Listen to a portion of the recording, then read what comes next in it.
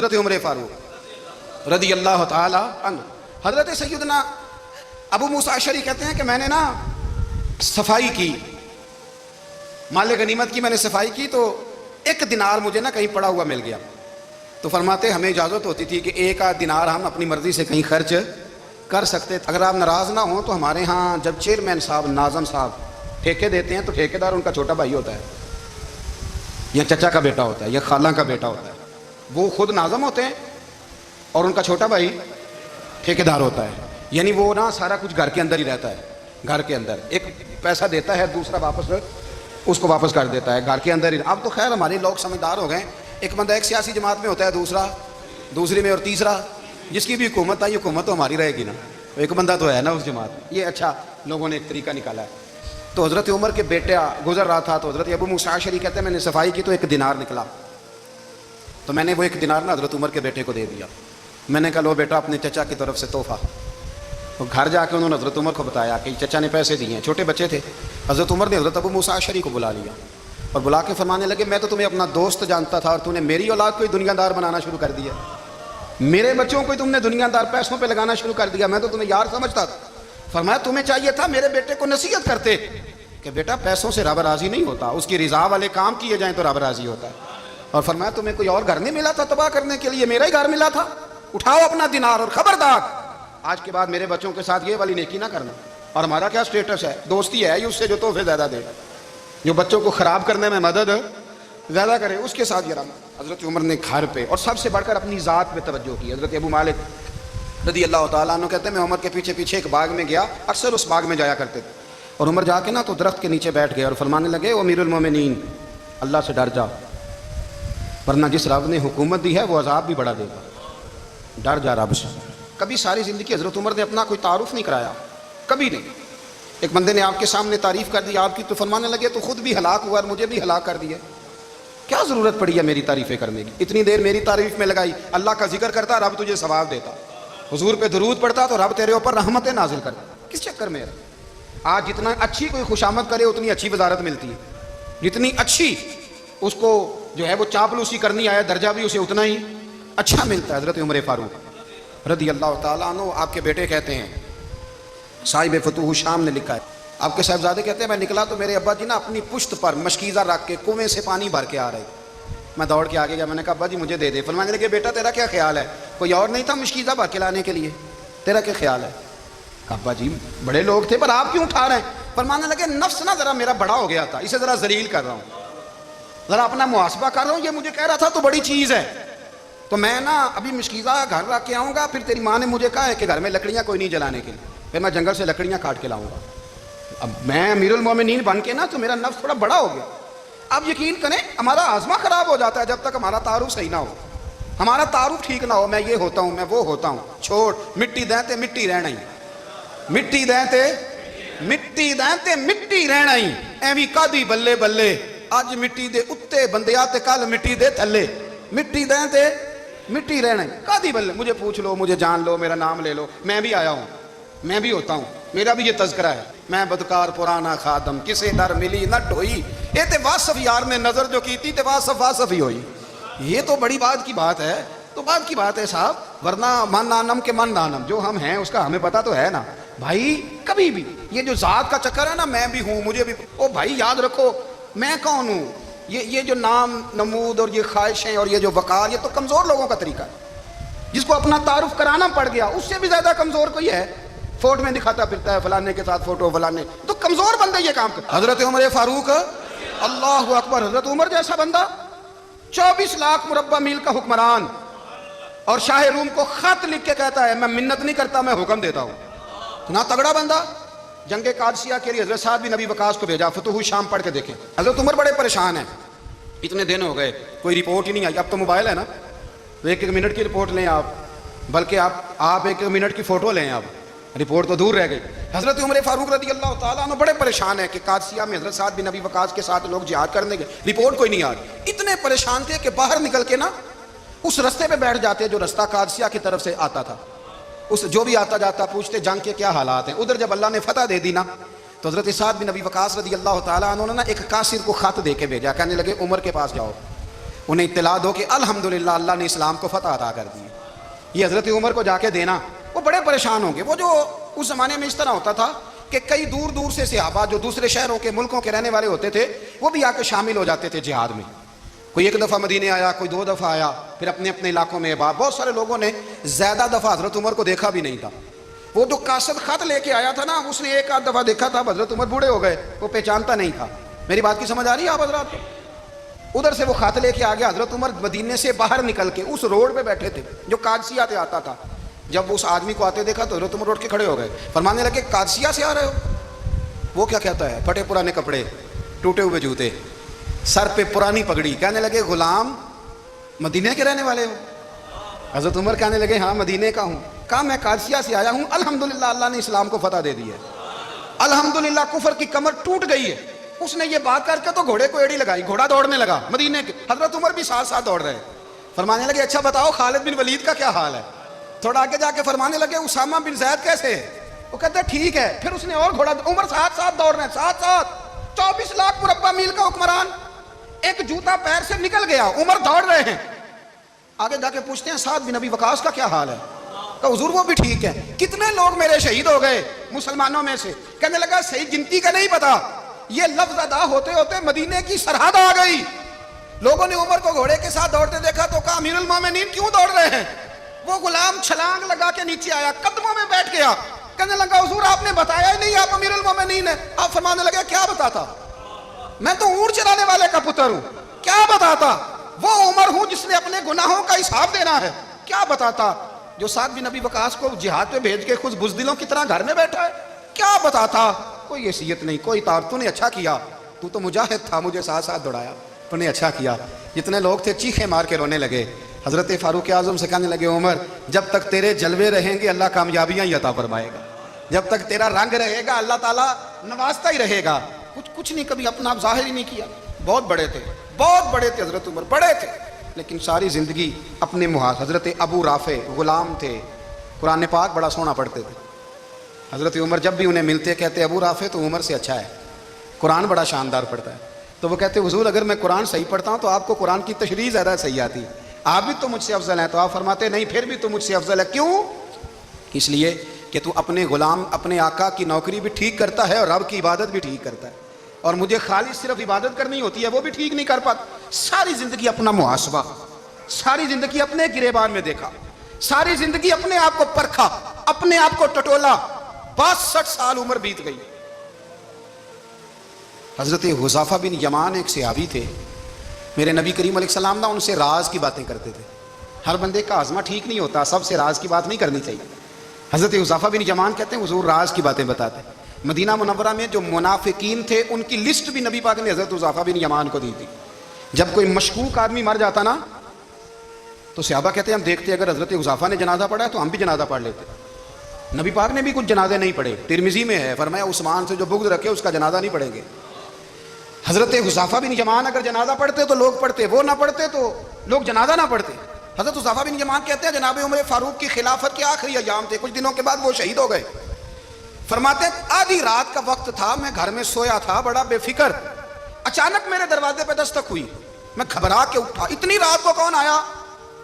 کہتے ہیں قربان جاؤں, دروازے پہ گیا تو امیر المومنین فاروق اعظم دروازے پہ. میں نے کہا عمر کوئی حکم تھا تو مجھے بلا لیتے. کہنے لگے میں نا امیر بن کے نہیں آیا, تیرا ویر بن کے آیا ہوں. امیر المومنین کی حیثیت سے سرکاری کام سے بلاتا تو وہاں بلاتا, مجھے ایک ذاتی کام پڑ گیا.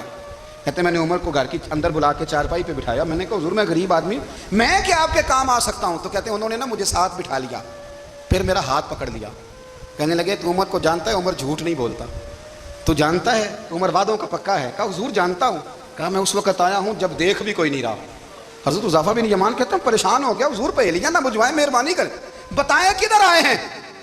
تو حضرت عمر فاروق فرمانے لگے 62 سال کا ہو گیا ہوں, 63 میں چل رہا ہے, داڑھی سفید ہو گئی ہے, پھل پک گیا, اٹھ فریدہ ستیا, داڑھی آ گئی پور, اگا نیڑے آ گئی, پیچھا رہ گیا دور.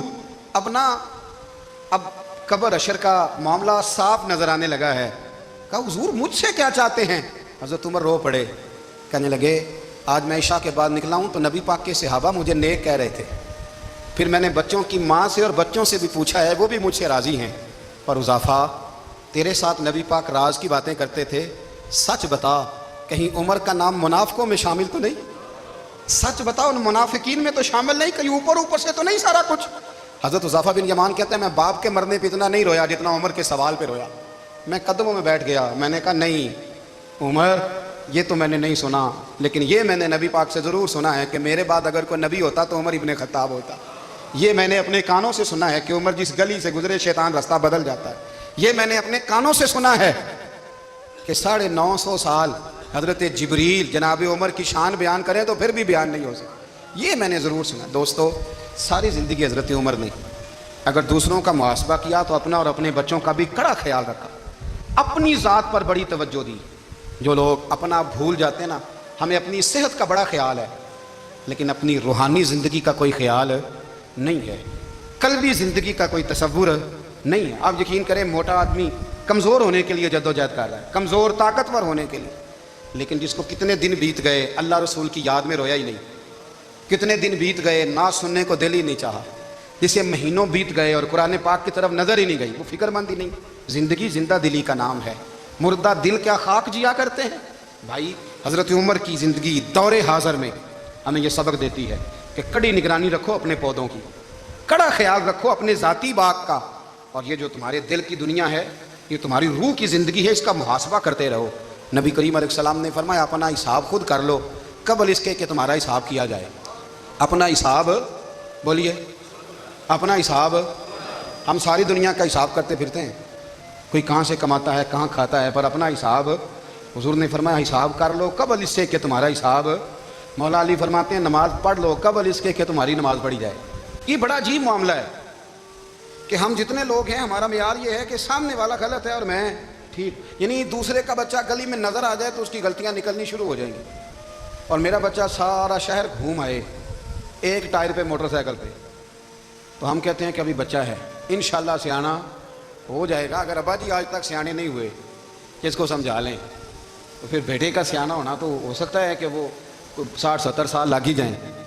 گھر کے اندر جب تک توجہ نہیں ہوتی، اور سب سے پہلے جب تک اپنی ذات پر توجہ نہیں ہوتی، تو والد کا جب تک کردار بچے نہیں دیکھتے جب تک، اتنی دیر تک ان کا تبدیل ہونا ممکن نہیں ہوتا.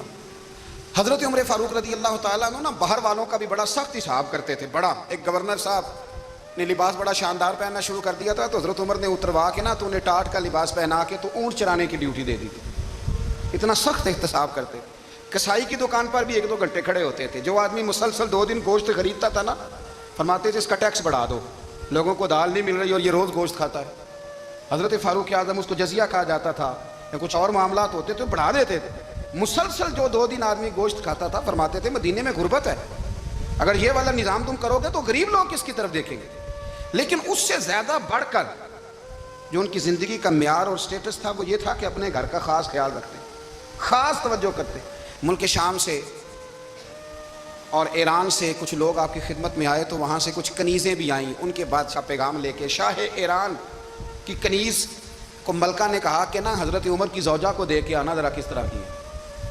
ہمارے ملک میں کیا کہتے ہیں خاتون اول، جی خاتون، باقی سارے دووں میں خاتون اول، ذرا خاتون اول کو دیکھ کے آنا. تو وہ جب آئی نا گھر میں ملنے تو کہا کہ مجھے میری ملکہ نے کہا تھا کہ عمر کی زوجہ سے اہلیہ سے ملاقات کر کے آنا. تو حضرت عمر کی اہلیہ نے نا ایک جوڑا کپڑوں کا دے دیا ملکہ کے لیے اور ایک خوشبو کی شیشی دے دی. اب جب وہ تحفے وہاں بھیج گئے تو اس ملکہ نے نا کچھ سونے کا سامان بھیجا، کچھ زیورات بھیجے، کچھ تحائف بھیجے. جب حضرت عمر کے گھر آئے نا وہ خادم لے کے آیا، اس نے کہا جی آپ کی اہلیہ نے تحفے بھیجے تھے. تو جواب میں شاہ ایران کی بیوی نے، یہاں جس ملک کا وہ سفیر تھا انہوں نے بھی یہ بھیجے. تو حضرت عمر فاروق نا وہ تحفے لے کے گھر گئے تو جا کے کہنے لگے اپنی اہلیہ سے یہ تو کب سے تحفے تحائف بھیجنے لگ گئی ہے، یہ کب سے نظام شروع ہو گیا؟ تو کہ حضور تحفہ دینا لینا تو ٹھیک ہے، سنت ہے، محبت بڑھتی ہے، تو یہ کوئی قباحت نہیں، اور میں نے اپنی ذاتی استعمال کے لیے جو چیزیں رکھی تھی وہ میں نے دی ہیں. تو حضرت عمر فاروق رضی اللہ تعالیٰ عنہ فرمانے لگے ہم نے کسی ملک کے ساتھ اور اس کے بادشاہ کے ساتھ ذاتی تعلق نہیں بنانا. تعلق جو بھی بنے گا رسول اللہ کے دین کی برکت سے بنے گا. ذاتی رشتے نہیں ہم نے قائم کرنے. ذاتی آپ کے ملک کی جو ایئر لائن جس کا ہر سال خسارے کا ڈنڈورا پیٹا جاتا ہے نا، وہ ہمارے بادشاہ صاحب اور صدر صاحب اگر غیر ملکیوں کو گھوڑا کبھی بھیجنا ہو نا، گھوڑا تو پورا ایک جہاز گھوڑا لے کے تحفے میں جاتا ہے، پورا جہاز غریب قوم کا یہ سرمایہ، اور قوم بڑی بادشاہ ہے، لائنوں میں لگ کے ووٹ دیتی ہے. 2 کام ہمیشہ لائن میں لگ کے کرنے، ایک بل لائن میں لگ کے جمع کرانا ہے اور ایک ووٹ لائن میں لگ کے، تاکہ پھر پورے 5 سال لائن میں ہی لگے رہیں. مرضی سے آپ ووٹ دینا، پر جو بات درست ہے اس کو سنو. حضرت عمر فاروق رضی اللہ تعالیٰ عنہ نے اپنی اہلیہ سے پوچھا کتنے کا تھا وہ تیرا جوڑا اور خوشبو کی شیشی؟ انہوں نے کہا 3 دینار کی. فرمایا یہ 3 دینار تیرے اور باقی جو تحفے آئے ہیں وہ تو خود کہہ، چونکہ اس نے تیرے نام بھیجے ہیں. تو کہہ کہ میں مال غنیمت میں دیتی ہوں، تو کہہ میں مسلمانوں کو کہہ. تو زوجہ ہنس پڑی، کہنے لگی میں نہ بھی کہوں تو مجھے کہنا تو پڑے گا ہی، کہنا تو میں نے ہے ہی، کیونکہ سامنے عمر فاروق ہیں، لہذا فرمایا کہہ دیتی ہوں میں نے دیا خزانے کو. حضرت عمر نے جمع کرا لیا. میں یہ کیا بات ہوں، میرے گھر والے جو مرضی کریں، ان کا معیار زندگی جس طرح کا مرضی ہو. اور حضرت عمر ایک جملہ کہا کرتے تھے، اللہ کرے کہ یہ باتیں اس دور حاضر میں ہماری سمجھ میں آئیں. حضرت عمر فاروق رضی اللہ تعالیٰ عنہ اپنے بچوں کو فرمایا کرتے تھے کہ بہت آدمی کو بھوک لگی ہو نا، اور پھر اس کی پسند کا کھانا پکا ہو، جتنے شوق سے وہ اس کھانے کو دیکھتا ہے نا، فرمایا اس طرح پوری قوم اپنے بادشاہوں کے خاندان کو دیکھتی ہے. اس تیزی کے ساتھ دیکھتے ہیں کہ ان کے گھر میں کیا ہو رہا ہے، ان کا معیار زندگی کیا ہے، ان کا سٹیٹس کیا ہے. سیدنا فاروق اعظم رضی اللہ تعالیٰ عنہ نے اپنے گھر کے اندر اپنے بچوں، آپ کہ بچے دونوں کاروبار کے لیے مصر گئے، تو وہاں کے گورنر صاحب نے لوگوں سے، ایک بہت بڑا قافلہ گیا مدینے سے مصر تجارت کے لیے، جاتے ہیں نا آج بھی قافلے کئی ملکوں میں، تو یہ گئے تجارت کے لیے. تو حضرت عبداللہ ابن عمر، حضرت عبید اللہ ابن عمر، حضرت عمر کے دونوں بیٹے گئے. جناب عمر فاروق کے بچے جب وہاں پہنچے تو مصر کے گورنر نے نا لوگوں کو تعارف کرایا کہ یہ عمر فاروق کے بیٹے ہیں. یہ حضرت یہ چودھری کے بیٹے کو کون بتاتا ہے کہ تو چودھری کا بیٹا ہے؟ باہر والے بتاتے ہیں، گھر والے جی. اور سیٹھ صاحب کے بیٹے کو کون بتاتا ہے کہ تو سیٹھ صاحب کا بیٹا ہے؟ اور مالک کو کون بتاتا ہے کہ تو مالک کا بیٹا ہے اور یہ کرایہ دار ہے؟ یہ کون بتاتا ہے؟ یہ سوچ ہم دیتے ہیں بچوں کو. چودھری اور کمی کی سوچ، امیر اور غریب کی سوچ، مالک اور کرایہ دار کی سوچ، گھر کے مالک کی اور کام کرنے والے کی سوچ، یہ ہم دیتے ہیں. یاد رکھنا یہ ہم دیتے ہیں، یہ ہمارا مزاج ہے، یہ باہر سے نہیں آتی. تو کوئی شہزادہ ہے، تو سیٹھ ہے، تو نواب ہے، یہ سوچ باہر سے نہیں آتی. یہ اماں سوچ دیتی ہے، اماں، یہ ابا سوچ دیتا ہے. اور پھر جب تباہی اترتی ہے تو اس کے ذمہ دار بھی باہر والے نہیں ہوتے، گھر والے ہوتے ہیں. گھر والے ہمارے بچوں کی طبیعتوں پر زیادہ نقش باہر والوں کا نہیں ہوتا، گھر والوں کا ہوتا ہے. یاد رکھیے گا. حضرت عمر فاروق رضی اللہ، بچے ہیں، شہزادے ہیں، وہ کاروبار کرنے گئے اور وہاں لوگوں نے بتایا گورنر صاحب نے کہ یہ فاروق اعظم کے بچے، امیر المومنین کے. لوگوں نے ان سے زیادہ مال خریدا، تجارت میں زیادہ نفع ہوا. ظاہر ہے کہ وہ آپ کے جو اللہ خیر کرے حکمران ہیں، ان کے کاروبار کتنے ملکوں میں ہیں، کس بنیاد پر ہیں؟ وہ صرف اس بنیاد پر کہ وہ حکمران رہے، ان کے لیے آسان تھا بڑے لوگوں سے تعلقات بنانا. حضرت عمر فاروق رضی اللہ تعالیٰ عنہ کے بچے ڈھیروں مال کما کے جب واپس آئے نا، تو حضرت عمر سے آ کے بچوں نے بطور محبت کا، ابا جی اللہ نے بڑا ہی فضل کیا ہے، بڑا مال کمایا الحمدللہ، یہ دیکھیں کتنا نوازا ہے. تو حضرت عمر کہنے لگے سارے قافلے نے اتنا ہی کمایا ہے؟ سارے قافلے نے اتنا ہی کمایا ہے؟ کہ حضور نہیں، سارے قافلے نے اتنا نہیں کمایا، سب کو اتنا نہیں ملا. وہ تو وہاں گورنر صاحب نے لوگوں کو تعارف کرایا تھا کہ یہ عمر کے بچے ہیں، تو لوگوں نے پھر ہم سے بڑا ہی خریدا. تو حضرت عمر فرمانے لگے ٹھیک ہو گیا، میں بات سمجھ گیا. اس طرح کرو، جو تمہاری اصل زر تھی نا، جو راز تھی، وہ رکھ لو اور باقی سارا مال مال خزانہ میں جمع کرا دو. اس لیے کہ یہ تم نے تجارت نہیں کی، یہ تم نے اپنے باپ کا نام بیچا ہے، یہ تم نے امیر المومنین کے بیٹے ہونے کا فائدہ اٹھایا ہے. فرمایا یہ تمہارا نہیں حق، یہ مسلمانوں کا ہے. اس لیے کہ یہ مال تم نے محنت سے نہیں کمایا، یہ باپ کی کرسی کا فائدہ اٹھایا ہے. اور فرمایا اگر تم نے مال جمع نہ کرایا تو میں مال بھی لے لوں گا زبردستی اور کوڑے بھی ماروں گا، ڈبل سزا دوں گا. مرضی سے جمع کراؤ گے تو کوڑوں سے بچ جاؤ گے. بڑے بیٹے نے تو جمع کرا دیا، تو چھوٹا تھوڑا پریشان ہوا. تو حضرت عبداللہ ابن عمر چھوٹے کا ماتھا چوم کے کہنے لگے بیٹے چپ کر کے جمع کرا، یہاں بھی فخر کر کے ہم عمر کے بیٹے ہیں، اور قیامت میں بھی فخر کریں گے کہ ہم فاروق اعظم کے بیٹے ہیں.